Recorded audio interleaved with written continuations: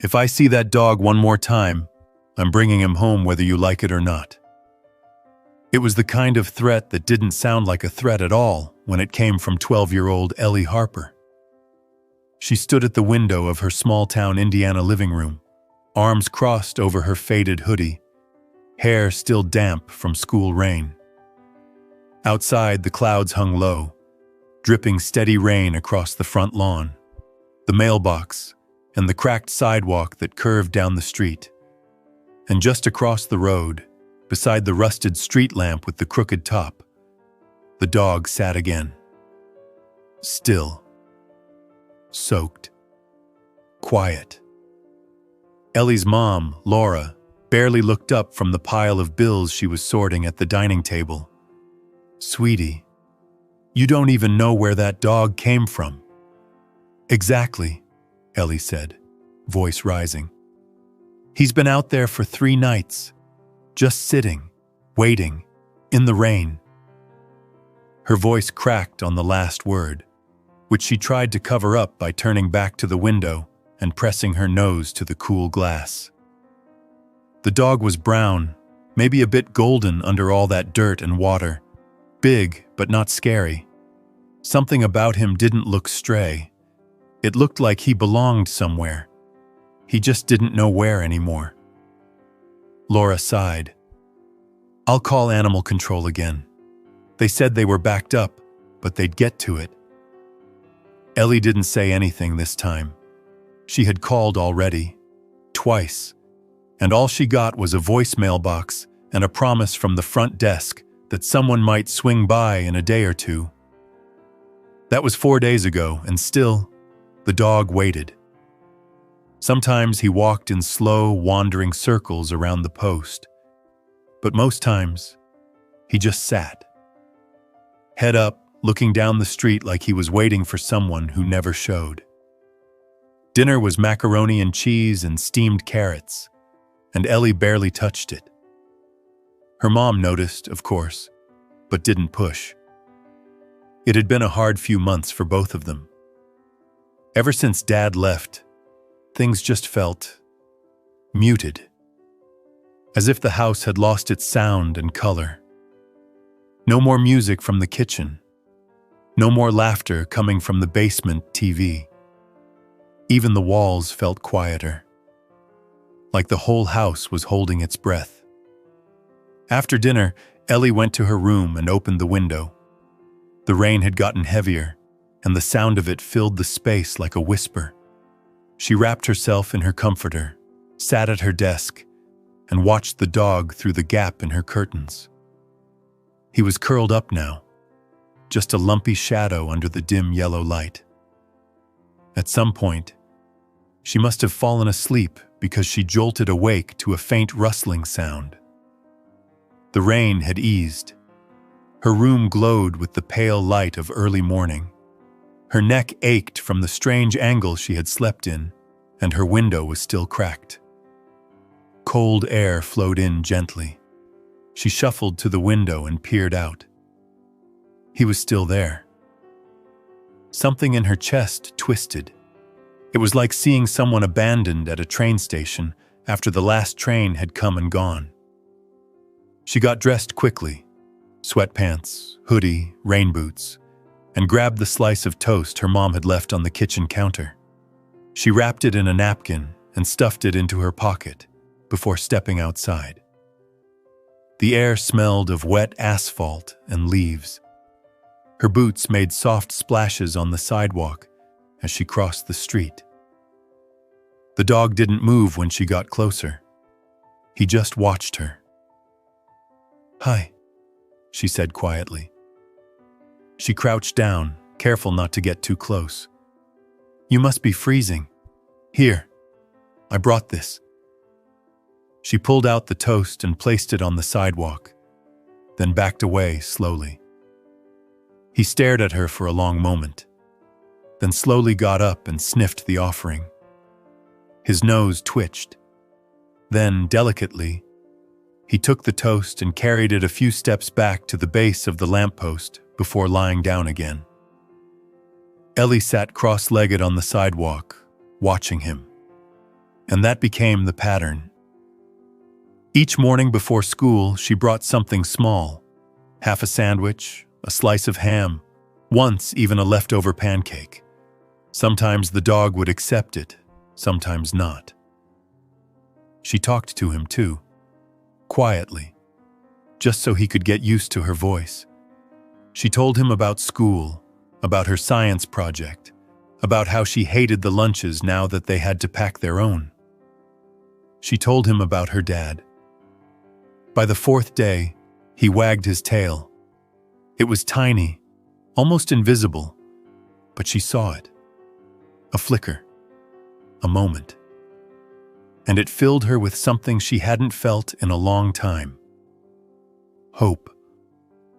The dog never barked, never growled, just watched, waited. Neighbors started to notice.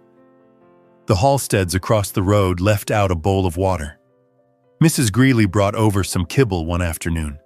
Still, no one knew where he came from. No collar, no chip, no flyer on any post or supermarket bulletin board. Animal control still hadn't come. By the time a week passed, Ellie had named him Rainey. "Because you always show up when it rains," she said one morning as she set down a biscuit from her own breakfast plate. Rainey's ears perked. "You're like loyal, but also kinda sad." She paused. "I get that." That day, as she walked to school, she looked back one last time. Rainey was watching her go. On the 9th night, the storm came. Wind howled across the town like it was trying to tear it apart. Trees bent, shutters clapped. The power blinked off at least twice, and Ellie sat on her bed with a flashlight, hugging her knees. She couldn't sleep. Her stomach twisted every time the wind moaned. Rain slammed against the windows like fists, and she couldn't stop thinking about him. By 2 a.m, she was at the front door, boots on, coat zipped, flashlight in hand. Her mom had fallen asleep on the couch hours earlier, the TV casting soft light across her face. Ellie stepped outside. The rain was colder than she thought. It soaked through her sleeves almost instantly, but she didn't care. She ran, across the street, down the sidewalk, to the street lamp, empty. The spot was empty. The grass under the post was flattened. Wet paw prints scattered away into the dark. She turned in a circle, shining the flashlight everywhere. "Rainey?" she called, her voice barely rising over the storm. "Rainey!" Nothing. She ran further down the block, her socks squished in her boots. Her flashlight flickered once. Then again. Still no sign. Then, just as she was about to turn back, she heard it. A whimper, faint, but close. She turned left down the alley between the gas station and the old bookstore. Her light scanned the puddles, the dumpsters, the fence. There. Behind the dumpster, tucked into the corner where the wall met the concrete, was Rainey. Shivering. His paw twisted oddly, his side scratched up and red. He looked up as she approached, and for the first time he whined. "Oh no," she whispered, dropping to her knees. "What happened? You got hurt, didn't you?" She didn't wait.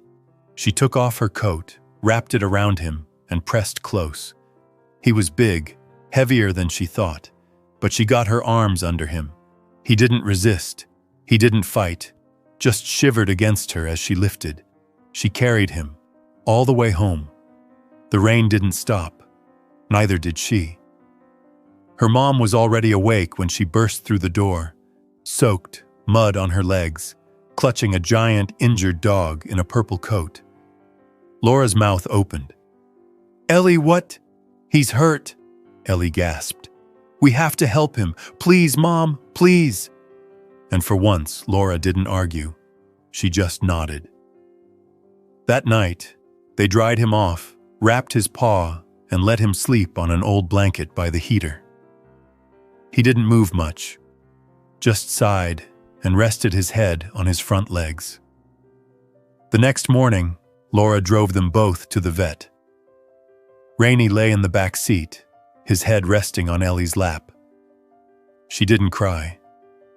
Not until the vet came out and said gently, "He'll be okay. Just a sprain and a few scrapes. No microchip. Looks like he's been on his own for a while." Ellie's arms tightened around him. "I'll take him," she said, her voice quiet but steady. "If no one claims him, I want him." The vet smiled. "He seems to want you too." And when they got back home, Rainey followed her inside without hesitation. That night, for the first time in months, the house didn't feel so quiet. Rainey snored softly beside her bed. And Ellie? She fell asleep with a smile. The next morning, sunlight spilled through the living room windows in warm ribbons. It was the first truly clear day in weeks, and everything outside looked sharper, cleaner, even a little newer somehow. Rainey lay curled up on the floor near the couch, his head resting on a folded towel, his tail giving an occasional sleepy twitch. Ellie sat cross-legged beside him, still in her pajamas, carefully brushing out the last of the dried mud from his thick fur.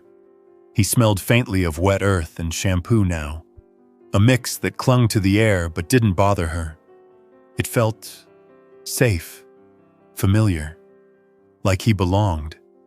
Laura came in with 2 mugs of tea, setting one down next to Ellie. "You've got a good hand with him," she said, watching as Rainey blinked up at them, one ear flopping sideways. Ellie smiled. "He's the best dog in the world." "Well, he definitely thinks you're the best girl in the world. Look at him." Rainey stretched his front legs out with a long sigh and nestled closer to Ellie's side.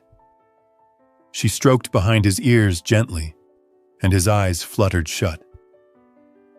"Do you think someone's looking for him?" Ellie asked, not looking up. "I don't know," Laura replied. "We put up the flyers at the vet and called around, remember? But no one's come forward yet." "I hope no one does." Laura didn't say anything, just sipped her tea and watched her daughter cradle the dog like he was something precious. And he was, wasn't he? He had brought something back into this house, something that had been missing for far too long. At school, Ellie found it harder to concentrate. Her thoughts kept drifting back to Rainey, wondering if he was napping, if he missed her, if he was feeling lonely. During lunch, she doodled his face in the corner of her notebook, trying to get his ears just right. Jill, her best friend, leaned over. "You're obsessed." Ellie grinned. "Yeah, I kinda am." Jill laughed. "I mean, he's cute. You should bring him to school sometime." "I wish. He sprained his leg, though, so he's supposed to be resting. The vet said to keep him calm for a week." "Good luck with that." Ellie glanced down at her drawing again. Rainey's eyes were harder to get than she thought. They were soft, but deep, like he knew things, felt things. She chewed her pencil. That afternoon, when she opened the front door, she was met with the familiar thump, thump, thump of Rainey's tail against the hardwood. He was lying on his blanket but perked up the moment he saw her. "Hey, buddy," she said, rushing to his side. "Did you miss me?" He stood with a bit of effort and limped over, pressing his head into her side. She hugged him back. "I missed you too." They spent the rest of the afternoon in the backyard. Ellie spread out a blanket, and Rainey lay beside her while she read out loud from her favorite book. It wasn't the most exciting story, just something about a boy and his treehouse. But Rainey listened, occasionally glancing at a squirrel or fluttering leaf before returning his attention to her voice. When Laura came home from work, She found them still there, Ellie's head resting against Rainey's side, both of them nearly asleep in the orange light of dusk.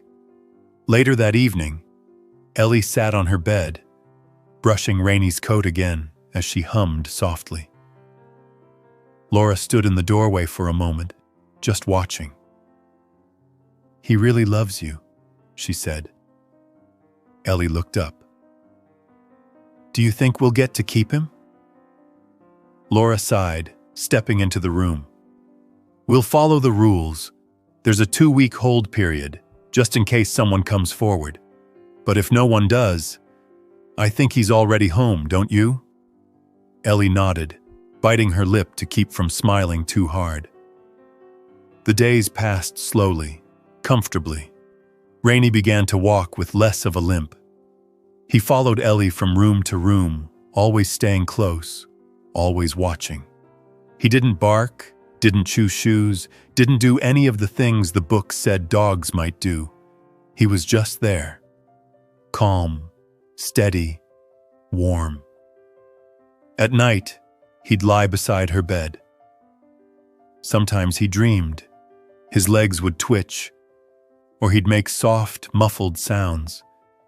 And Ellie wondered what kind of memories he carried, what he had seen, who he had lost. One Saturday morning, they drove to the big park near the river. Rainey rode in the back seat, nose pressed to the window, ears flapping slightly in the breeze. "He's never been to a park," Ellie said, looking back at him. "I bet he'll love it." Laura smiled. "Let's see what he thinks." The park was wide and green, the river winding like a ribbon through its middle. Trees stretched tall overhead, their leaves just beginning to shift from summer to fall. Children laughed in the distance, and somewhere a dog barked. Ellie clipped on the leash and opened the door. Rainey stepped out slowly, nose twitching as he sniffed the air. His tail moved, once, twice. Then he looked up at Ellie as if asking permission. "Go ahead," she said softly. "It's okay." They walked together, slow at first, then picking up speed. Rainey seemed to come alive, his steps more confident, his ears perked. He sniffed every tree, every bush. A golden retriever passed by, and Rainey gave a polite tail wag. A toddler dropped a cracker, and Rainey sniffed it thoughtfully before walking on. Ellie giggled. "He's so polite." They found a bench near the water and sat down. Rainey flopped at Ellie's feet, tongue lolling, chest rising and falling with steady breaths. "Do you think he remembers whoever had him before?" Ellie asked after a while. Laura considered. "Maybe. Dogs are smart like that. But they're also really good at living in the now." Ellie looked down at Rainey. He looked up at her, eyes warm. "Yeah," she said. "I think he knows he's safe now." That night, the phone rang just as Laura was finishing up dishes. Ellie was upstairs with Rainey, reading aloud again. Laura answered. Her voice shifted as she listened, then asked a few questions. Her face tightened slightly. When she hung up, she walked upstairs slowly. Ellie looked up when she entered. "Who was it?" Laura hesitated. "Someone saw one of the flyers. They think they might know Rainey." Ellie's stomach dropped.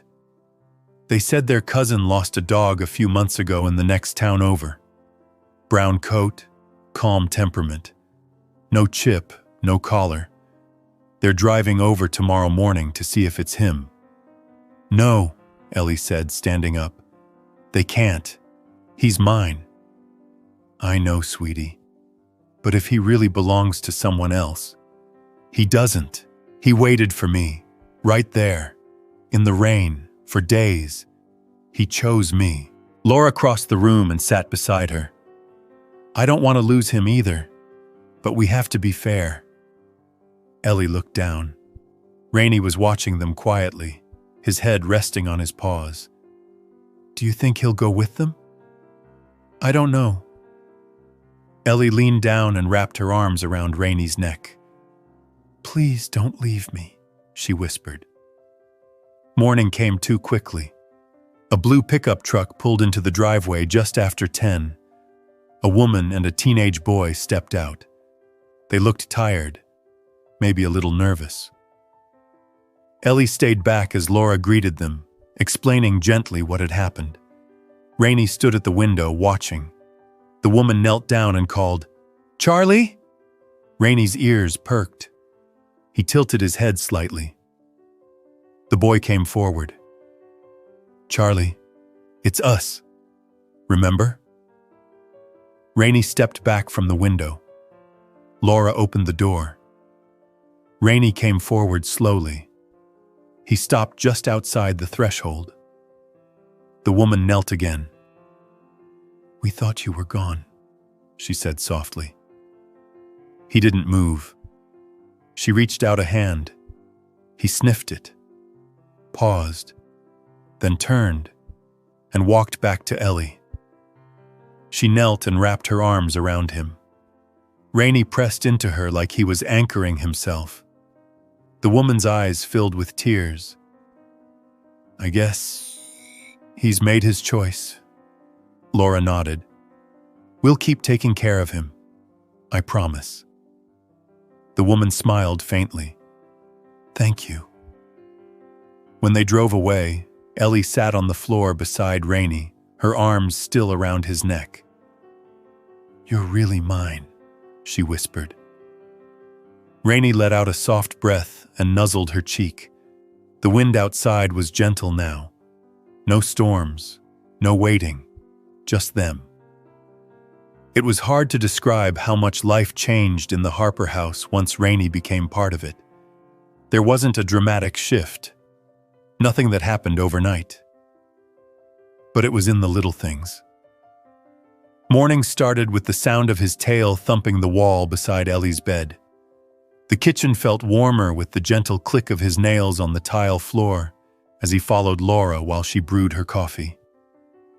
Even the evenings, once heavy and silent, now hummed with soft breathing and the occasional wet-nosed nudge demanding attention. Rainey had found his place, not just in the house but in their routines, in their language, in their hearts. Every day after school, Ellie rushed home. No dawdling, no side trips to the store, no lingering at the swings like before. Her feet moved with purpose. Rainey was always waiting by the front window, ears lifting the moment she came into view. And every time she stepped through the door, he greeted her like it had been weeks, not hours. She would laugh, drop her bag, and sit cross-legged on the floor as Rainey circled her once before curling up beside her. It was their moment, unspoken but sacred. They didn't need words. His presence said enough. On Wednesdays, they had a standing tradition. Laura worked late, so Ellie and Rainey had what they called backyard movie night. Ellie would drag an old blanket out to the grass, prop her tablet on a folding chair, and stream a movie while Rainey curled beside her. She always brought a bowl of popcorn, even though Rainey wasn't supposed to have any. He didn't care for it much anyway. He just liked being near her. That week, they watched a movie about a boy and his sled dog. Rainey didn't react much, but Ellie kept glancing at him during the emotional parts, her hand resting gently on his back.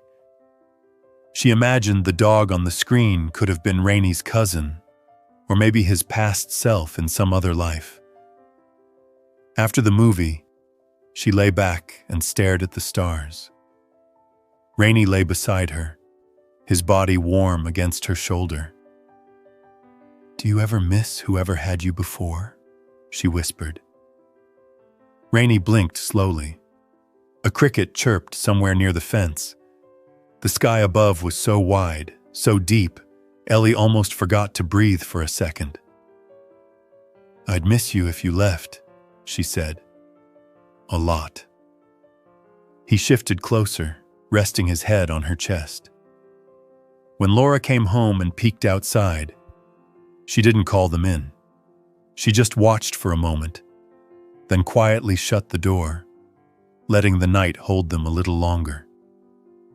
Rainey was patient. He didn't jump on guests or beg for food. He didn't bark when the doorbell rang or growl at passing cars. But he had his quirks. He was terrified of thunder. The first time a storm rolled through after his arrival, he tried to wedge himself under Ellie's bed, trembling so hard the frame rattled. Ellie crawled down with him, holding him until the thunder faded into nothing. From then on, during every storm, she made a fort out of blankets in her room.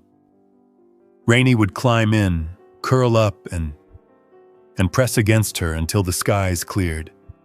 They called it the storm fort. She kept a flashlight, a book, and a bag of treats inside, just in case. At school, Ellie had a new glow. Her teachers noticed it. Her friends did too. Jill teased her constantly.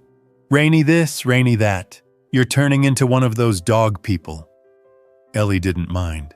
She liked being that kind of person. One afternoon, they stopped by the vet's office to check on Rainey's healing leg. He'd been walking fine for weeks, but Ellie liked to be sure. Dr. Stanwyck greeted them warmly. "You've been taking excellent care of him," he said, scratching Rainey behind the ears. Ellie beamed. "He takes care of me too." The vet chuckled. "That's usually how it works." They ran a few quick tests and confirmed what Ellie already knew. Rainey was healthy, healing, and thriving. "Just keep doing what you're doing," the vet said, "and maybe bring him in for a dental cleaning in a few months." "Absolutely," Ellie said. Outside, as they walked back to the car, Rainey stopped near a patch of grass and sniffed for a long moment. "What do you smell, huh?" Ellie asked, crouching beside him. He looked up at her and licked her cheek. "Gross," she giggled, wiping it off. "But thanks." Laura drove them home, Rainey riding shotgun this time.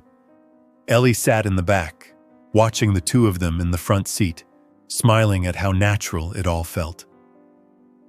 That weekend, Ellie asked if Rainey could come to the school's fall fair. Laura hesitated. "There'll be a lot of people, a lot of noise. Are you sure he'd be okay with that?" "He'll be with me," Ellie said confidently. Laura nodded. "Then we'll give it a try." They arrived early, before the crowd got thick.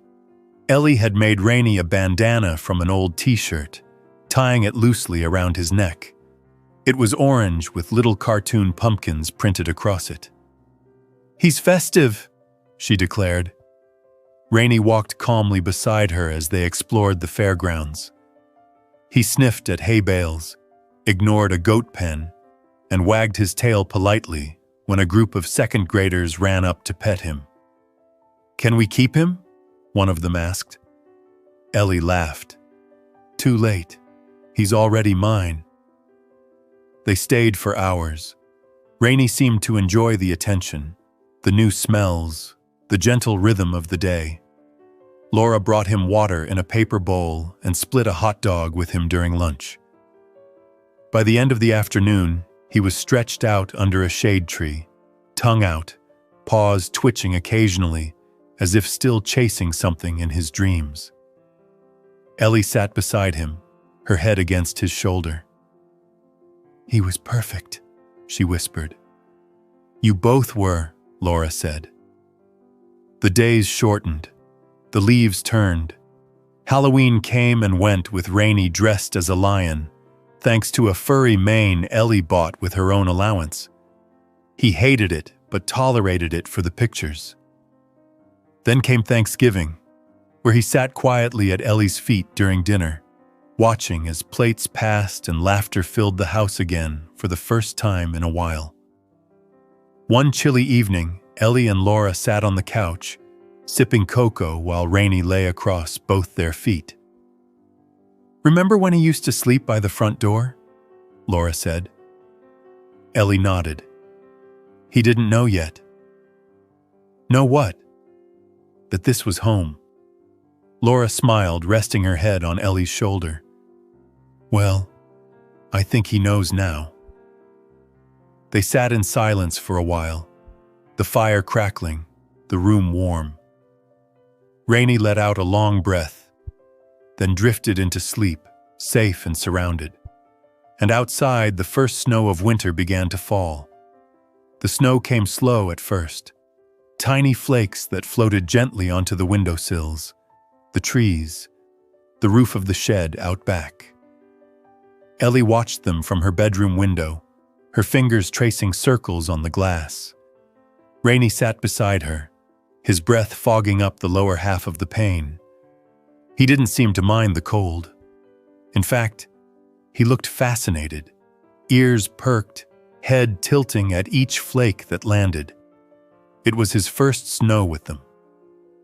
When enough had collected to coat the lawn in a soft blanket, Ellie grabbed her coat, scarf, and gloves. "Come on, Rainey," she said, already halfway down the stairs. "You've got to see this up close." Rainey didn't need coaxing. He followed, nails tapping the stairs, tail wagging in sweeping arcs. Laura met them at the door with a camera in hand. "Don't stay out too long," she said, snapping a photo as Ellie opened the door. "And try not to get completely soaked." The backyard was transformed. Every familiar shape, bushes, benches, branches, had been softened, blurred at the edges. Rainey stepped out slowly at first, placing one paw in the snow, then another. Then he took a few more steps, sniffed, and let out a snort. Ellie giggled. "Cold, huh?" Rainey looked up at her, then bolted. He didn't go far, just circled the yard once in a burst of energy, snow flying up behind him. He stopped suddenly and plunged his nose into a mound, sneezing when he came up with a snout full of powder. They played until their cheeks were red and their fingers tingled, tossing soft clumps of snow into the air and watching Rainey try to catch them. Ellie made a snow dog beside the real one. It looked lumpy and uneven, but she gave it stick ears and a pebble smile. Rainey sniffed it cautiously, then sat beside it like he understood it was a tribute. Inside, Laura had warm towels and hot cocoa waiting. Rainey got his own towel, rubbed down gently by both of them before curling up by the heater, legs twitching in sleepy satisfaction. The days grew shorter. December crept in with its icy mornings and frosted windows. At school, Ellie's class worked on winter art projects. She drew a picture of Rainey wearing a scarf, standing in a snow-covered yard with stars in the sky. Her teacher hung it on the wall by the door. When Ellie told Rainey about it that night, he rested his chin on her knee as if to say he approved. Christmas lights appeared on the houses in their neighborhood. The Halsteads strung up enough colored bulbs to be seen from 2 blocks away. Mrs. Greeley set out glowing deer on her lawn. Laura brought down a box of decorations from the attic, and Ellie opened each one like it was a treasure. They trimmed the tree together.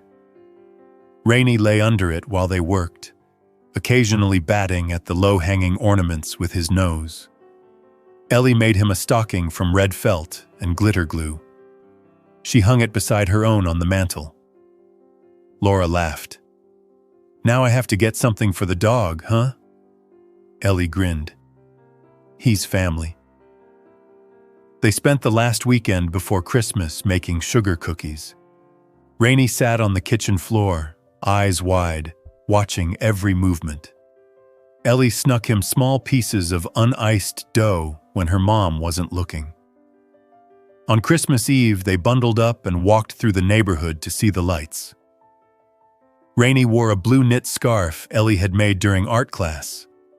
He walked proudly, ears high, tail wagging every few steps. Children pointed. Some ran up to pet him. A few neighbors stopped to say hello. "Looks like he's famous," Laura said. Ellie laughed. He deserves it. That night, after Rainey had settled onto his blanket near the fireplace, Ellie sat beside him in her pajamas, holding a wrapped gift in her lap. "I made this for you," she whispered, placing the box next to him. Rainey sniffed it, but didn't try to open it.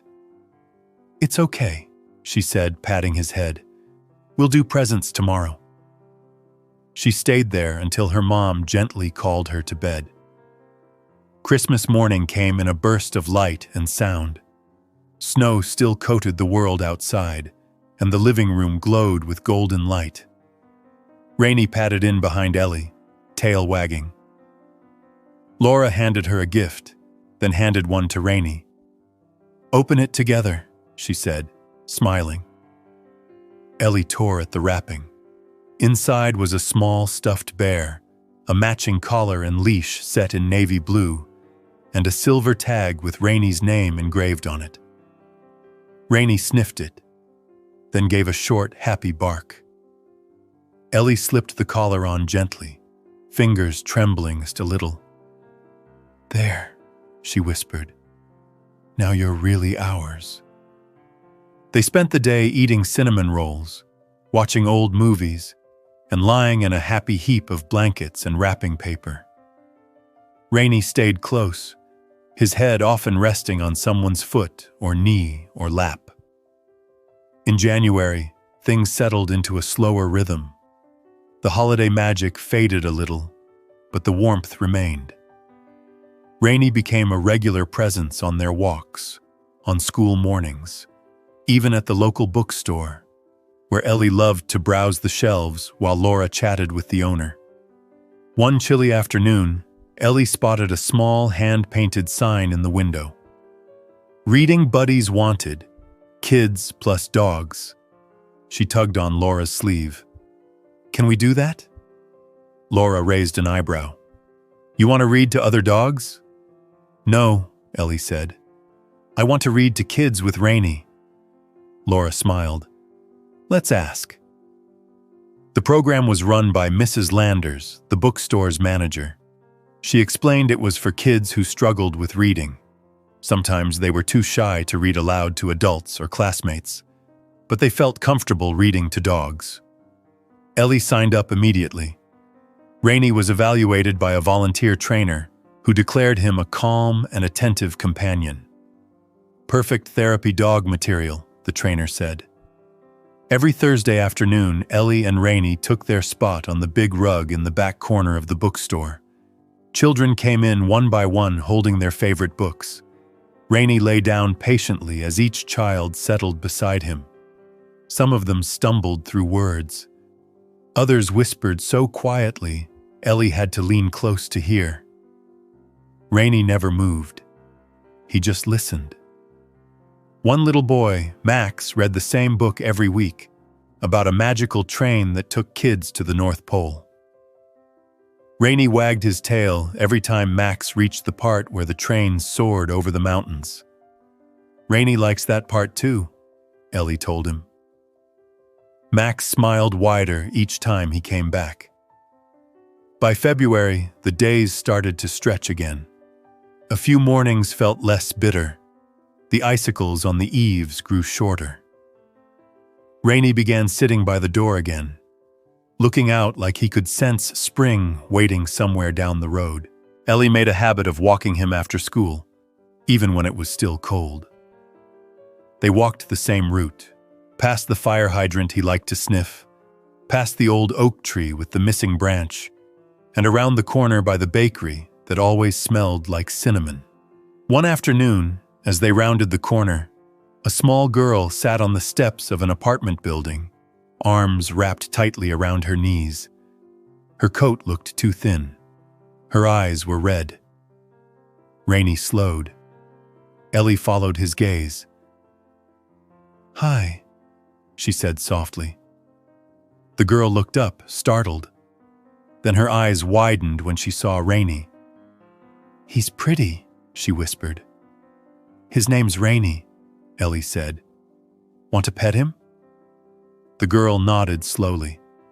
Rainey approached with the same calm patience he showed with the kids at the bookstore. He sat down just close enough for her to reach, then waited. She reached out and ran her fingers through his fur. "He's warm." Ellie sat beside her. "I'm Ellie. What's your name?" "Gracie." They sat together for a while, not saying much. Rainey leaned gently into Gracie's side. After a bit, a woman came to the door. She looked tired. "Gracie, honey, come on. Dinner's almost ready." Gracie stood. "Thank you," she said to Ellie. "And thank you, Rainey." Rainey gave her one last nuzzle before they walked on. Ellie glanced back once. Gracie waved from the doorway. Rainey walked a little closer to her that evening, his body pressed gently to her leg. "Yeah," Ellie whispered. "You're pretty special." Back home, Laura was setting the table. She looked up and smiled as they came in. "Good walk?" Ellie nodded. Rainey made a new friend. "Another one?" "He's kind of famous now." Laura laughed. "Well, fame suits him." Rainey curled up beside the heater, his tail thumping twice before settling. Outside, the last of the snow began to melt. The snow vanished slowly. By early March, the sidewalks were clear, and only a few patches of dirty ice clung to the edges of driveways. Trees remained bare, but the air began to carry a different kind of weight, a promise that winter was losing its grip. Ellie felt it first in the mornings, when the sun peeked into her room earlier than before. Rainey seemed to notice too. He started pacing by the back door a little more, eager to stretch his legs, sniff the warming breeze, and watch squirrels dart across the fence. One Saturday, Laura packed a small picnic basket, and they all drove to the edge of town, where a trail led into a quiet forest preserve. It was a place they hadn't visited since the fall, before the leaves gave in to the cold and drifted away. Ellie carried a thermos of soup, and Laura brought a folded blanket in her backpack. Rainey, wearing his blue collar, sat in the back seat, tail swishing against the upholstery as they drove. The trail was still muddy in spots, but most of the snow had melted into the ground. The path curved gently through tall trees, their trunks stretching high into the sky. Rainey trotted ahead, leash slack, ears flicking at every rustle in the underbrush. They reached a small clearing, bordered by mossy stones and clusters of early buds just beginning to poke through the earth. Laura laid out the blanket, and Ellie sat cross-legged while Rainey flopped beside her. "It's so quiet out here," Ellie said, pouring soup into the lids for both herself and her mom. Laura nodded. "Nice break from screens and city sounds." Rainey rolled onto his side, exposing his belly to the sun. Ellie scratched it gently. "I think Rainey agrees." After lunch, they explored a bit farther. Rainey led the way with cautious excitement, stopping often to sniff tree trunks or investigate tiny holes near the roots. At one point, he froze, ears up, eyes locked on a patch of brush. A second later, a rabbit darted out and disappeared across the path. Rainey didn't chase. He just watched it go, his tail giving a small twitch. Ellie crouched beside him. "You're too gentle, huh?" "That's okay." They returned home as the sky deepened into orange. Rainey curled into his usual spot near the window, eyes heavy with sleep. Ellie sat beside him with a book in her lap, but didn't open it. She just watched him breathe. Spring came slowly, but it came. The trees began to bloom, one branch at a time. Grass returned to the lawns, the park filled again with kites and laughter, and Rainey adjusted to it all with quiet grace. Everywhere they went, people knew him. Neighbors waved, Kids called his name. Sometimes people even crossed the street just to say hi. Rainey met each moment with the same soft presence, tail wagging, body still, eyes watching. One Saturday morning, a letter came in the mail. It was from the bookstore. Ellie read it aloud in the kitchen. "They're nominating Rainey for a local community award." Laura raised an eyebrow. "Wait, the dog?" "Yeah, it says for exceptional contribution to literacy development and emotional support through the Reading Buddies program." "That's us." Rainey, sitting under the table, gave a soft huff. Laura smiled. "Well, that's something you don't see every day. Do we have to attend some kind of ceremony?" "There's a presentation in the library next week. They want us there. Rainey, too." "Of course they do." Ellie reached down and hugged him. "You're officially a community hero now." Rainey licked her elbow in reply. The presentation was small but heartfelt. Mrs. Landers gave a short speech, talking about the difference Rainey made for the kids, how his calm energy created a safe space for struggling readers. She handed Ellie a certificate and a ribbon, then bent down to fasten a matching ribbon to Rainey's collar. Cameras flashed. People clapped. Rainey blinked calmly, then lay down at Ellie's feet like it was just another Thursday. After the ceremony, Max and his mom came over. Max knelt and hugged Rainey tightly. "Thanks for helping me read." Ellie's eyes stung for a second. "He loved it. So did I." Back home, they hung the certificate in the hallway beside Ellie's school awards. Rainey didn't seem to notice, but he nuzzled Ellie's hand when she passed by. The days continued to stretch. Sunsets came later. Rainey began waking up before Ellie and waiting by the bedroom door. She found him there every morning, tail swaying gently when she opened her eyes. One morning, Laura surprised them with news. "I got approved for a few days off. Thought we could take a little road trip." "Where?" Ellie asked. "There's a lake about 3 hours north. They allow dogs. I figured we could go before the summer crowds show up." Ellie looked at Rainey. "You ready for your first vacation?" Rainey tilted his head. They left on a Friday. The drive was long but peaceful. Rainey lay stretched in the back seat, occasionally sitting up to look out the window. They stopped for snacks and a bathroom break, where Ellie walked him through a quiet rest-stop garden while Laura bought sandwiches. The cabin was small and wooden, tucked between trees just off a gravel road. The lake shimmered beyond a line of evergreens. Rainey sniffed every inch of the porch before settling on the top step like a sentry. That evening, they built a fire in the outdoor pit and roasted marshmallows. Rainey sat near Ellie, watching the flames. Every now and then he glanced toward the trees, alert but calm. They stayed 3 days. In that time, they hiked, played fetch on the beach, and watched ducks float lazily across the water. Rainey never barked. He never chased. He just stayed near them, moving with quiet purpose. One night, Ellie woke to the sound of something outside. She tiptoed to the window and saw Rainey on the porch, ears up, tail still. A raccoon waddled past the cabin, unaware or uninterested. Rainey didn't move until it disappeared into the woods. Then he lay back down, facing the door. The drive home was quieter. Rainey slept most of the way, head resting on Ellie's leg. Back in their neighborhood, the trees were bursting with green. Flowers bloomed in patches. The air felt new. Ellie told her classmates about the trip. Jill asked if Rainey had chased any bears. "No," Ellie said, laughing. "He's more of a watcher than a chaser."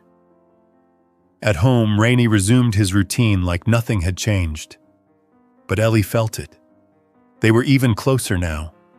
like the woods and the lake had stitched them together more tightly. One Sunday afternoon, Laura brought home a surprise. "What's that?" Ellie asked as she unloaded the car. "It's a doggy DNA test, just for fun." Ellie laughed. "Seriously? Come on, aren't you curious what mix he is?" They swabbed Rainey's cheek, sealed the envelope, and sent it off. Ellie counted the days until the results came back. When they finally arrived, Laura printed them out and handed the papers to Ellie. "Ready to meet the real Rainey?" Ellie read aloud. 40% Golden Retriever, 35% Australian Shepherd, and the rest is a mix of a few other breeds. Laura leaned over her shoulder. "There's a little collie in there too." Ellie looked at Rainey. "So you're a mystery dog. A little bit of everything. That's why you're perfect." Rainey wagged his tail once. That night, Ellie added the printout to Rainey's folder, the one she kept with his vet records, his adoption papers, and now, his certificate from the bookstore. "You've got quite the resume," she said. Spring melted into summer. Rainey adapted like he'd been through every season a dozen times. Ellie tried to teach him tricks. He could sit, stay, and give a paw, though only when he felt like it. He wasn't much for showing off. He preferred quiet walks, soft music, and lying on the porch in the morning sun. He liked Ellie's voice, even when she sang out of tune. He liked car rides with the windows halfway down. He liked belly rubs and long naps. And Ellie liked all of him. There were moments she still remembered how he'd looked that first night. Alone. Waiting. Watching the road for something. Or someone. That never came. And then she remembered how he'd turned away from the strangers who once claimed him. How he had chosen her. Chosen them. And every day, he stayed. Rainey took to summer with the same calm grace he'd brought to every other season. But there was something new in his steps now. More bounce, more energy. Ellie noticed it right away. He trotted farther ahead on walks, still careful to glance back and check she was following. He lingered in the grass longer, soaking in the sun. And when they visited the park, he'd sometimes start a slow, playful jog around the trees, almost like he was trying out a younger version of himself. Ellie loved summer. She didn't mind the heat, especially when it meant no homework and all the time in the world with Rainey. Every morning started the same. Breakfast on the porch, Rainey dozing beside her chair, and plans whispered into the air like secrets between best friends. Some days they went to the river trail, Ellie riding her bike slowly, while Rainey jogged alongside on his leash. On others, they'd visit the little farmer's market downtown, where the vendors knew Rainey by name and kept treats tucked into aprons. Ellie had a special basket just for Rainey's favorite snacks. Sweet potato bites, chicken jerky, even peanut butter biscuits that smelled good enough to eat herself. One Thursday in mid-June, they visited the fairgrounds. A local rescue group was hosting a dog-friendly festival, food stalls, music, games, and a shaded play area for dogs. Ellie had seen the posters around town for weeks. Rainey wore his best bandana. Ellie braided her hair and carried a water bottle for both of them. Laura dropped them off with a smile. "Call me if he gets tired," she said. "Or if you do." The fair was buzzing. Dozens of dogs, big, small, shaggy, sleek, trotted around with their humans. Rainey walked calmly beside Ellie, politely sniffing noses and avoiding scuffles. Ellie signed them up for the obstacle course, not to win, but for fun. The course was simple: tunnels, balance beams, little jumps of PVC pipes. Rainey made it halfway through before deciding the tunnel wasn't worth it and walked around it instead. The crowd laughed. Ellie bowed theatrically. "We call that creative interpretation," she said. They spent the rest of the afternoon sitting in the grass, listening to music. Rainey dozed with his head on Ellie's lap while she braided a daisy chain and looped it around his ears. Later, when they got home, Laura looked up from her book. "Did the champion return?" "Didn't even finish the course," Ellie said proudly. "But he was the most polite dog there." Laura reached over to scratch Rainey's head. Of course he was. By late June, the days grew hot. Not just warm, hot enough that the sidewalks shimmered and even the breeze felt tired. Ellie adjusted their schedule. Morning walks got earlier. Afternoons were reserved for fans, ice water, and naps in the coolest room of the house. One day, Laura brought home a small kiddie pool. "He needs somewhere to cool off," she said. Ellie filled it halfway with the hose and tossed in a few floating toys. Rainey approached it slowly, sniffed the edge and placed one paw in, then another.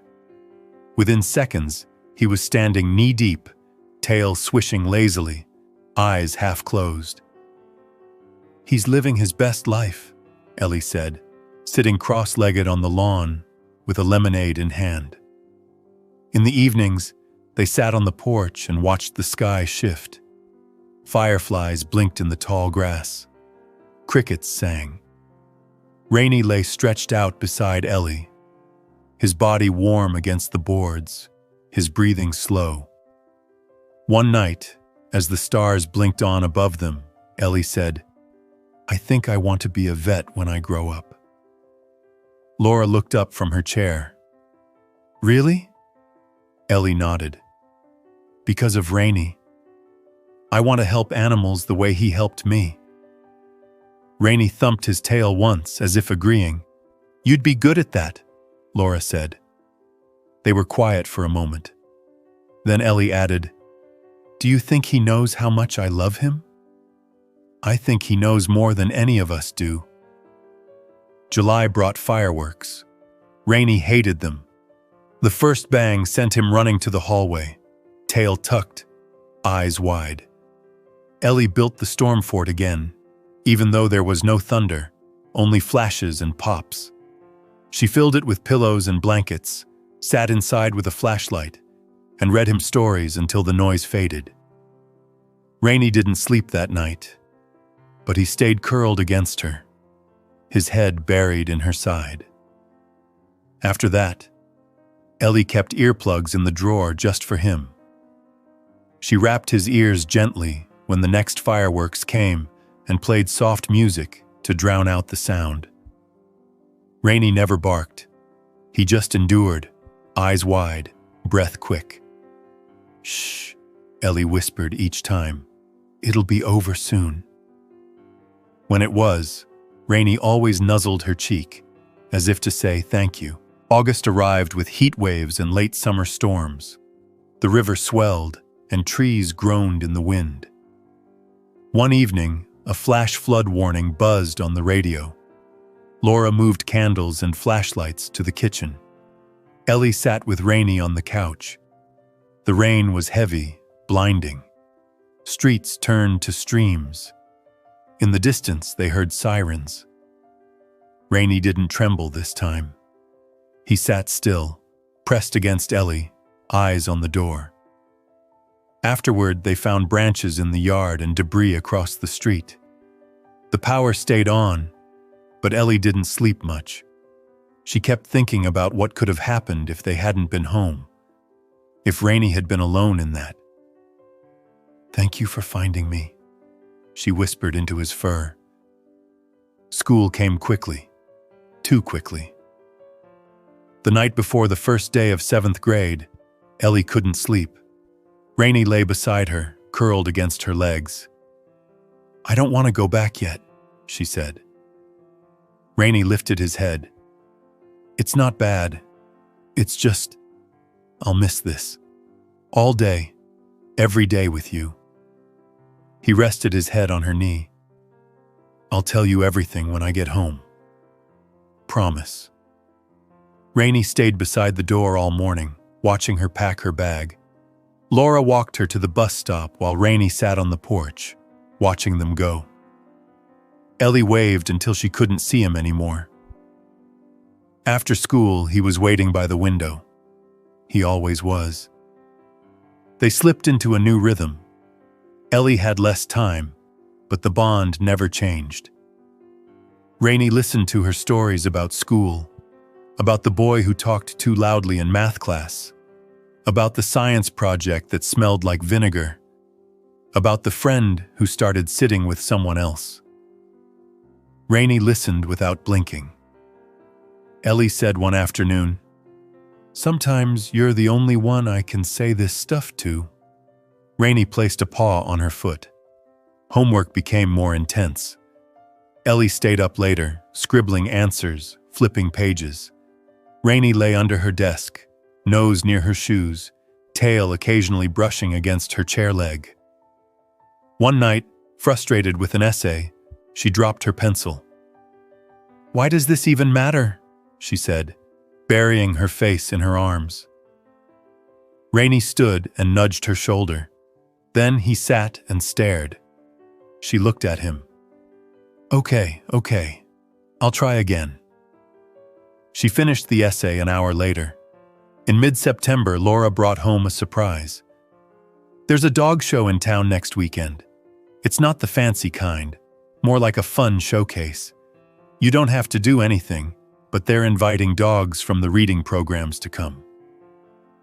Ellie perked up. "Like a booth?" "More like a stage. They'll talk about each dog's contribution. Rainey might get a little trophy." The event was held in the park. A low platform was set up with folding chairs arranged in neat rows. Ellie sat in the front with Rainey, who wore his bookstore ribbon and his cleanest bandana. When it was their turn, a woman from the library spoke.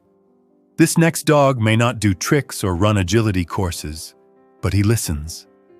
And for kids learning to read, sometimes that's everything."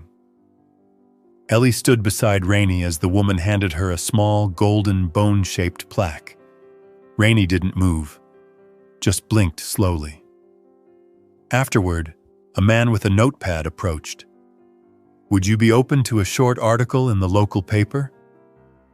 Ellie nodded shyly. Rainey was in the community column 2 days later. The headline read, "Silent Support: How One Dog Helped a Town's Youngest Readers Find Their Voice."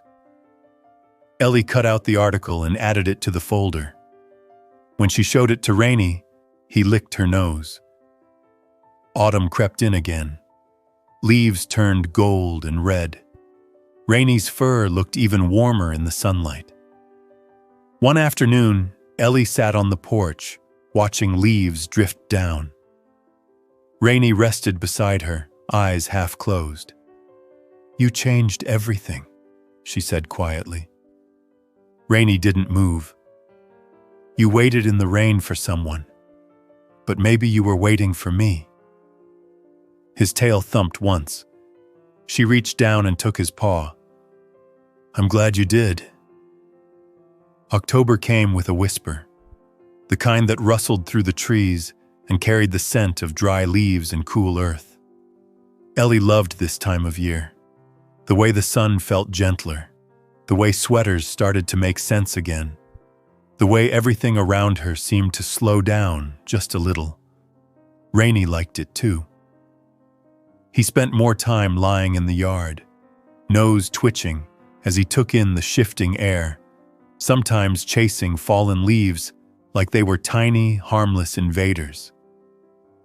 On the first weekend of the month, Ellie and Laura went to the pumpkin patch just outside of town. Rainey came along, of course.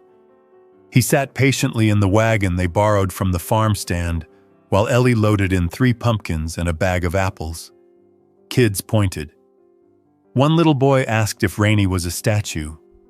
"Nope," Ellie said proudly, scratching behind Rainey's ear. "He's just really good at waiting." They carved the pumpkins that afternoon on the porch. Rainey watched with his usual quiet interest as Ellie scooped out the insides with both hands, seeds sticking to her palms. She carved a simple face with triangle eyes and a crooked smile. Laura's was more detailed, with a little bat cut out in the corner. The third pumpkin, Ellie said, was for Rainey.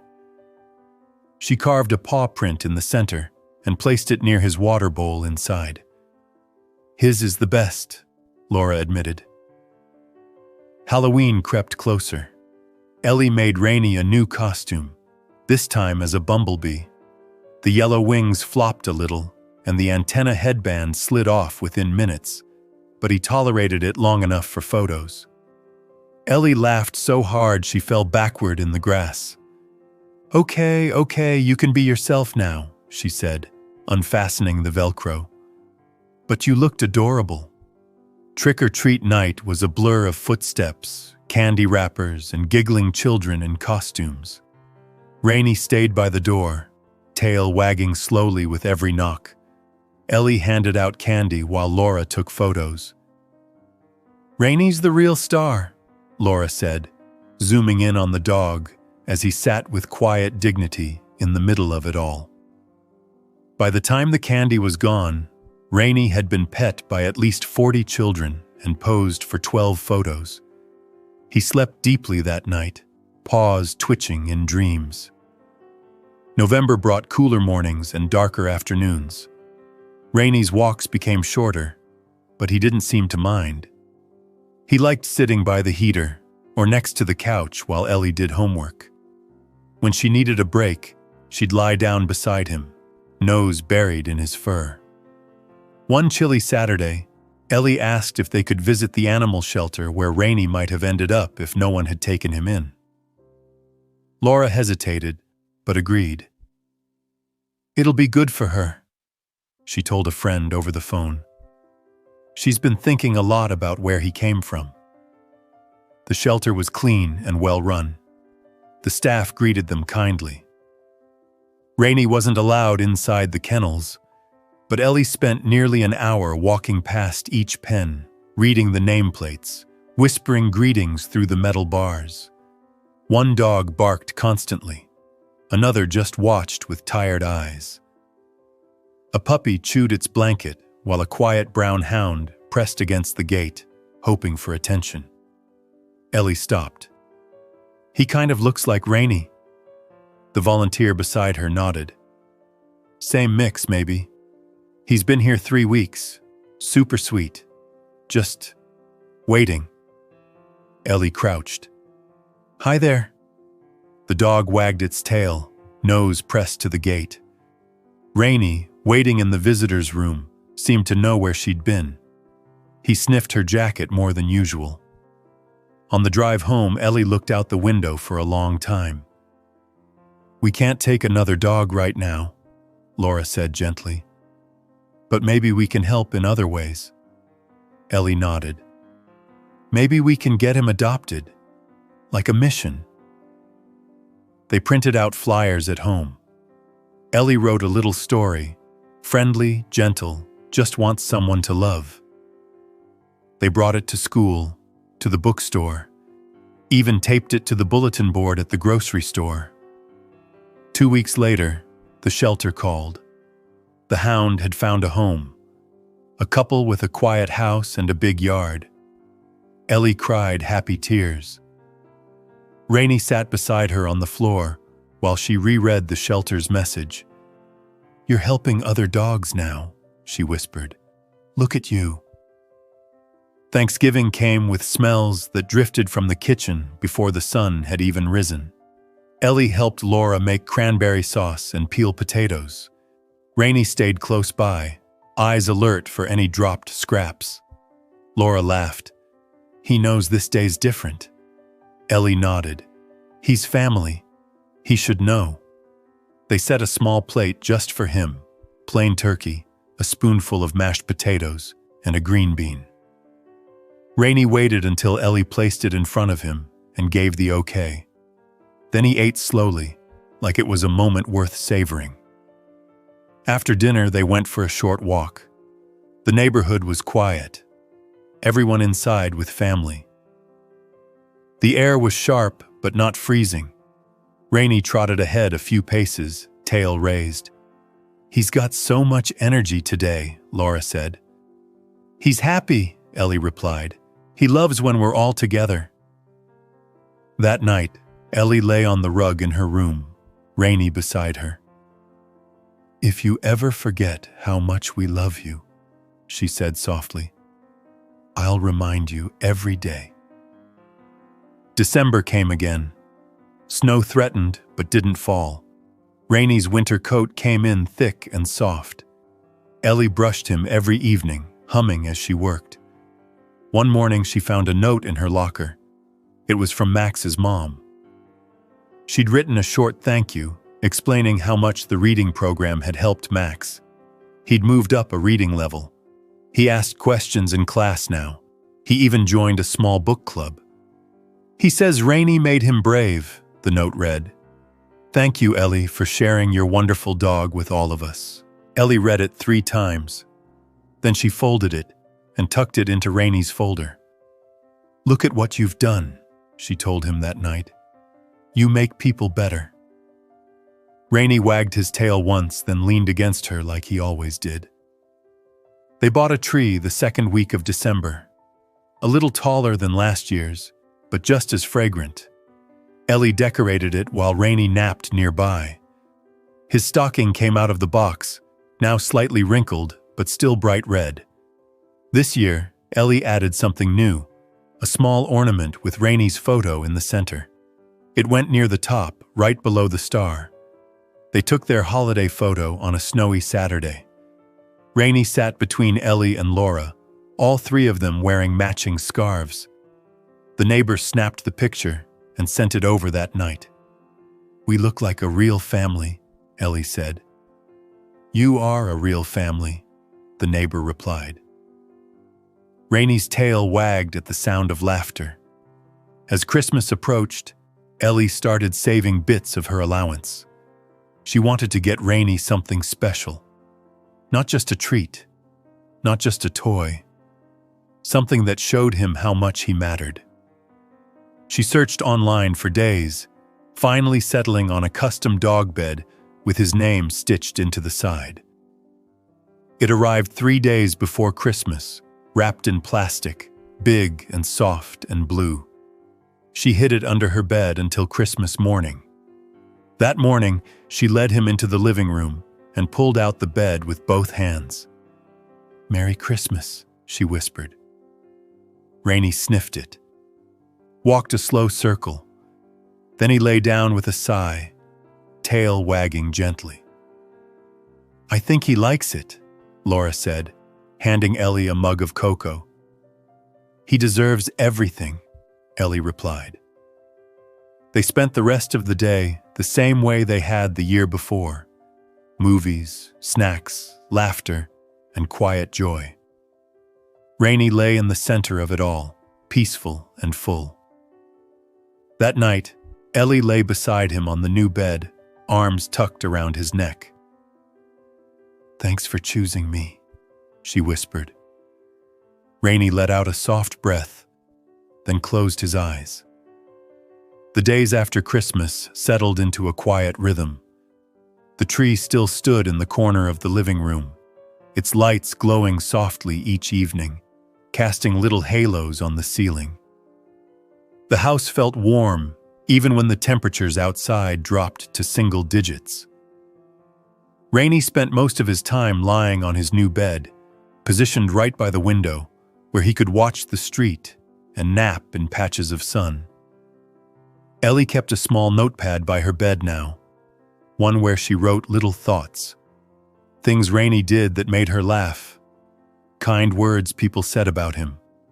Memories she didn't want to forget. She titled the first page, "Rainy Moments." The first entry read, "The time he licked my face after I spilled juice on myself and said, 'Well, at least someone likes me sticky.'" The second entry came the very next morning. "Rainey tried to carry my slipper to me, but tripped and landed in a pile of laundry. Looked like he meant to do it." By the end of the week, she had filled 5 pages. Winter break gave Ellie time to just be. No alarms, no rush to school, no strict bedtime. Most mornings, she and Rainey took long, meandering walks through the quiet streets. The sidewalks were dusted with frost. Their breath made little clouds. Sometimes they didn't talk at all. Sometimes Ellie told him things she didn't tell anyone else, like how she was nervous about next semester's science fair, or how she felt unsure around new people, or how sometimes she thought too hard about things other kids seemed to shrug off. Rainey never answered, but he always listened. Always walked closer when her voice got quieter. Always nudged her leg when she paused for too long. On New Year's Eve, they stayed in. Laura made pasta and baked garlic bread. They watched a movie together, then played a board game until just before midnight. Rainey lay under the table, shifting every so often to be closer to Ellie's feet. When the fireworks started, she was ready. She had built a new version of the storm fort in her room. Blankets, pillows, soft music, a lavender-scented sock her mom had warmed in the microwave. Rainey crawled in before the second pop echoed outside. Ellie held his head gently as he trembled through the first few bursts, then gradually began to relax. "You're safe," she whispered, over and over, until he finally fell asleep. The next morning, Ellie wrote another note in the pad. "Rainey made it through another new year. I think he hates fireworks even more than I do." January rolled forward with icy mornings and early sunsets. School resumed. Ellie walked to the bus stop each day with Rainey watching from the front porch. His eyes locked on her until she disappeared around the corner. And each afternoon, without fail, he was waiting. One Tuesday, Ellie brought home a flyer from school. It was about a community service project. Students could earn extra credit by volunteering for different causes around town. "They have a Visit the Senior Center program," she said over dinner. "You just talk to people, keep them company. But they said if you have a calm dog, you can bring them too." Laura looked thoughtful. That might be something Rainey would be great at. Ellie beamed. "He's the calmest dog on earth." They filled out the forms, got approval from the school, and spoke with the program coordinator at the senior center. After one brief meet and greet, Rainey was officially approved as a therapy visitor. Their first visit was on a snowy Wednesday. Ellie wore her nicest sweater, and Rainey had a blue and white scarf wrapped loosely around his neck. They walked into the lobby and were greeted by a woman named Carla, who led them to the lounge. About a dozen seniors sat scattered among chairs and small tables, some reading, others chatting. Rainey entered slowly, as if sensing the quiet energy of the room. Ellie held the leash but didn't need to steer him. He walked to the nearest chair, where an older man sat reading a paperback novel. Rainey paused. The man looked up, then reached down and stroked his head. "Well, aren't you a gentle fellow?" Ellie smiled. "His name's Rainey. We're new visitors." The man nodded. "Name's Walter. Haven't had a dog in 20 years, but they never really leave your heart." Rainey sat by Walter's feet for nearly 20 minutes while they talked about books and Ellie's school project. Then he moved on, making his slow way from person to person, always pausing just long enough to be noticed, always still. By the time they left, 2 of the women had asked if Rainey could come back every week. "I think they liked you," Ellie said on the ride home. Rainey looked up from the back seat and gave a soft huff. They returned every Wednesday. Each week brought new stories, new smiles. One woman, Janine, brought a biscuit from home each time. Rainey never rushed for it. He waited until she placed it in his paw. Then he'd eat it slowly, almost like a thank you. Walter started telling stories about the golden retriever he'd had as a boy, about how the dog would carry his lunch pail to school. Ellie listened. imagining a time when kids brought metal pails and schoolhouses had bells instead of buzzers. Rainey sat still through it all. Sometimes he dozed. Sometimes he looked like he was dreaming someone else's memories. By February, Ellie had collected more than just extra credit. She had a stack of drawings, ones Janine had given her of dogs she'd owned as a child. She had a list of book recommendations from Walter. She even had a crochet hat someone made for her to match Rainey's scarf. Rainey didn't need any of that, of course. He just needed the moments. The quiet pats, the slow walks down the hallway. The attention he never asked for, but always accepted gently. At school, Ellie was asked to present on her volunteer work. She created a small slideshow of photos. Rainey at the library, Rainey with the senior center group, Rainey sitting in the park while a kid read to him. When she presented it to her class, a few students teared up. "How did you train him to do all that?" someone asked. "I didn't," Ellie said. "He just knows what people need." Spring threatened to arrive by late February. Some days were so warm Ellie didn't need a coat. The birds returned early. The river thawed. One Saturday, Ellie and Rainey sat in the yard watching the clouds. She leaned against his side, scribbling in her pad. Rainey moment number 73. He sneezed so hard he startled himself and then looked offended. She laughed quietly, and Rainey wagged his tail. Later that evening, Laura brought out a folder. "I've been meaning to show you this." Inside were clippings, printouts, and photos, all the newspaper article, all of Rainey's awards, all of Ellie's volunteer acknowledgments. "You kept all of it," Ellie said. "Of course I did. I wanted to build something you can look back on. You and Rainey have done so much." Ellie flipped through the pages. "We're not done yet." "I hope not," Laura said, pulling them both into a hug. March arrived like a cat, quiet, sneaky, and suddenly everywhere. Rain came in waves. Puddles formed in the yard. Rainey didn't mind. He liked sitting on the covered porch and watching water drip from the gutter. Ellie started writing a story, not just in her notepad, but in a real spiral-bound journal. She called it Rainey's Year. She started with the sentence, "The dog waited in the rain all night. Then I did the unimaginable." Every night she added a few paragraphs. Rainey lay beside her bed, as always, listening. Sometimes she read it out loud. He never made a sound. But when she stopped reading, his tail would thump once, urging her on. By the end of the month, she had written 10 chapters, each one about something they had done together, each one a tribute. One Friday after school, she stayed in the classroom to help her teacher organize books. Miss Greer found a folder on Ellie's desk and opened it curiously. "What's this?" "It's the story I'm writing," Ellie said. "About Rainey." Miss Greer skimmed the first page, then the second.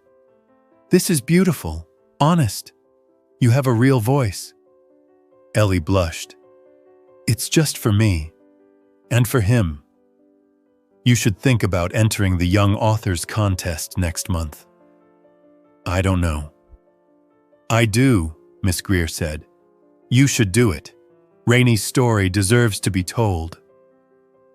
That night, Ellie read her latest chapter out loud while Rainey rested beside her. Then she turned to him. "Would you mind if more people knew about you?" He blinked slowly. "Didn't think so." She submitted the story the next day. The new year started quietly. Snow came and went in soft flurries, leaving behind a thin white crust on the lawn and rooftops. Rainey seemed to enjoy the calm, content to stay curled up on his bed or follow Ellie from room to room like a quiet shadow. Winter break gave them time. Long mornings, slow afternoons, peaceful evenings by the fire. Ellie read more than ever, sometimes aloud, sometimes silently, while Rainey pressed against her leg and let out slow, warm breaths that fogged up her glasses. January passed, then February. School started again, and Ellie returned to the familiar rhythm of early mornings, homework, and walks with Rainey before dinner. The world felt steady, balanced, and through it all, Rainey remained her center, her still point. But March arrived with a cold edge that didn't come from the weather. One morning, Rainey didn't get up when Ellie opened her eyes. She rolled over, expecting to see him already at the bedroom door, tail wagging, ready to start the day.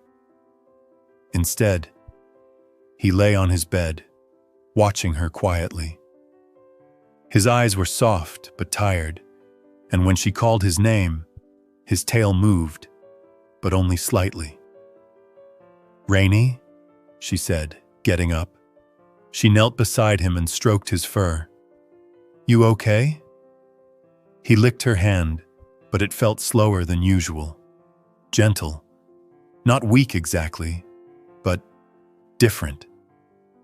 Laura made an appointment with the vet, just to be sure. Ellie rode in the back with Rainey's head on her lap. At the clinic, Dr. Stanwyck ran tests, blood work, x-rays, gentle touches, and furrowed brows. Ellie waited in the corner of the exam room, fingers twisted in her hoodie. An hour later, the vet sat down. "He's older than we thought," he said softly. "There's some arthritis, which we expected, but there's also something else." Ellie's heart slowed. "He has a tumor near his spleen," the vet continued. "It's small, but it's aggressive." Laura reached for Ellie's hand. The room felt too quiet. "We can try treatment," the vet said, "but it won't be a cure. It might give him more time. Comfort. That's the best we can offer." Ellie nodded, barely hearing the words. Her eyes were on Rainey. He sat patiently on the exam table, tail thumping once, just once, as if to say, "It's okay." The days that followed moved slower. Rainey still got up, still wagged his tail, still ate his meals and followed Ellie around. But there were moments now when he lay down faster, when he hesitated before climbing the stairs, when he slept longer than usual. Ellie didn't cry, not at first. She smiled more, spoke softly, curled up beside him whenever she could. She read him his favorite stories again, the ones about trains and trees and quiet heroes. She whispered, "I'm right here," every time he winced or sighed. The treatment started. Pills hidden in peanut butter, shorter walks, frequent check-ins with the vet. Rainey never resisted. He took everything with quiet trust. One evening, Ellie sat with Laura on the porch. The sky was lavender and gold. Rainey lay nearby, head resting on his paws. "I know it's coming," Ellie said, "but I don't know how to get ready." Laura put an arm around her. "Maybe we don't get ready. Maybe we just stay close and love him every moment we can." Ellie nodded. "He deserves that." Spring crept in again. Trees budded. Birds returned. Rainey moved more slowly, but he still made it to the park, still curled beside Ellie's feet during reading sessions at the bookstore. Max came to visit him, now tall and confident, reading whole paragraphs without pausing. "You're the best listener," Max told him. Rainey wagged his tail. One morning in April, Ellie woke early. Rainey wasn't at the door. She got up fast, heart tight, and found him lying on the rug beside her bed, eyes open, still breathing, but slower. She lay beside him. "You're okay," she whispered. "I'm right here." Laura called the vet. They drove in silence. Rainey rested his head in Ellie's lap again, just like that first time. Dr. Stanwyck greeted them gently. "Let's take a look." Ellie sat in the corner again. This time her hands trembled. The vet returned with a quiet voice. "It's time to talk about what comes next." Ellie looked up. "He's in pain," the vet said. "We can ease that, but we can't keep it from coming back." Ellie nodded, eyes wet. She looked at Rainey. "Can I stay with him?" "Of course." They made a space on the floor. Soft blankets, dim lights. Ellie lay beside him, holding him close. Laura sat behind her, hands on her shoulders. The vet knelt nearby. "He'll fall asleep first. Then he'll go peacefully." Ellie whispered into Rainey's ear. "You waited in the rain for someone who never came, but I came. I found you, and you stayed. You stayed with me." Rainey let out one long breath. His eyes closed. Ellie pressed her face into his fur. "Thank you," she said. When it was over, they sat there a long time. No one rushed them. Back home, the house felt still. Too still. Rainey's bed was there. His leash, his toys, his bowl. But he wasn't. Ellie walked the house slowly. She touched everything once. Then she sat on the porch. A week passed, then 2. Ellie still set his bowl out, even though she knew it would stay full. She read books aloud to the air. She kept the window cracked open at night. One evening, Laura came into her room. "I want to show you something." They walked together to the backyard. Near the maple tree, a small wooden marker stood, painted in Ellie's handwriting. Rainey, loyal, loved, forever. Laura placed a small lantern beside it. "He's still here," she said. Ellie knelt and pressed her hand to the ground. "I know." That night she lay in bed, staring at the ceiling. She missed his weight, his breathing, his quiet. But when the breeze passed through the open window, she felt something. Not sadness. Love. That soft, steady kind of love that waits, that stays. She whispered, "I'll be okay. I promise." In the morning, she found her old reading corner empty. She sat there with a book in her lap, sunlight warming the floor. And though the room was quiet, she read aloud, just in case he was still listening.